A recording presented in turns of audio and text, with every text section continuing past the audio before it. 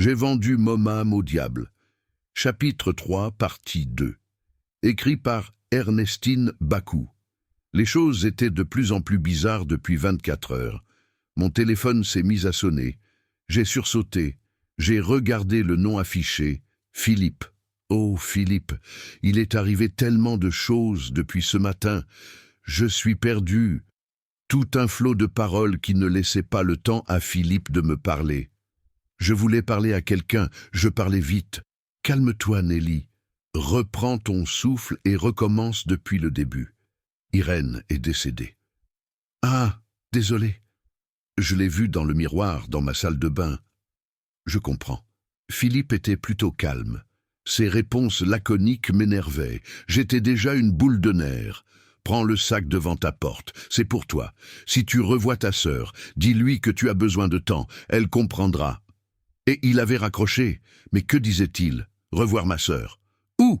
Et puis, je n'avais jamais parlé de ma famille à Philippe. Comment savait-il qu'Irène était ma sœur? Le sac. J'ai couru pour aller vérifier. Il était toujours là. Je l'ai pris. Je l'ai ouvert. Des liasses de billets neufs. Mon Dieu, tout cet argent. J'ai jeté le sac sur mon lit en tremblant. Je devais réfléchir, et vite. Quelques heures plus tard, j'ai reçu l'appel de ma sœur aînée Béa. « Nelly, tu devrais venir pour le deuil », dit-elle d'entrée sans même me saluer. « Bien sûr, je me mets en route demain matin », répondis-je. Béa avait déjà raccroché. J'avais une pauvre sœur quelconque. Elle n'avait jamais rien réussi de sa vie.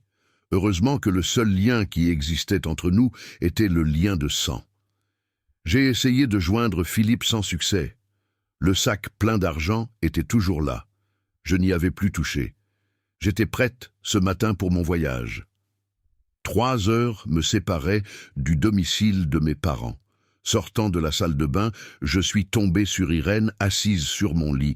J'ai mis les mains sur la tête. Non, non, Nelly, tu délires. Cette image est dans ta tête. Je ne suis pas dans ta tête, je suis bien là. Dis-moi ce que tu désires. Je t'aiderai, répondit Irène. Je ne peux pas être folle. Tu n'es pas folle. Je suis ici pour t'aider. Je tremblais. Je me suis souvenu de ma conversation avec Philippe ce matin. Laisse-moi, je ne suis pas prête. D'accord, prends tout ton temps. Et elle a disparu. J'étais en plein film de science-fiction. Je me suis pincé le bras. J'étais éveillé. C'était moi. Je suis sorti de l'appartement en courant. On aurait dit que j'avais le diable à mes trousses.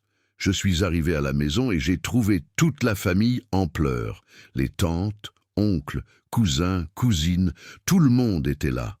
Maman semblait avoir vieilli de 10 ans. Elle était dévastée. C'était normal, la perte d'un enfant n'est facile pour aucun parent. J'ai attiré mon frère aîné à l'écart. À suivre. Le roman entier est disponible sur Amazon, Fnac, YouScribe et Liretama. Abonnez-vous et partagez.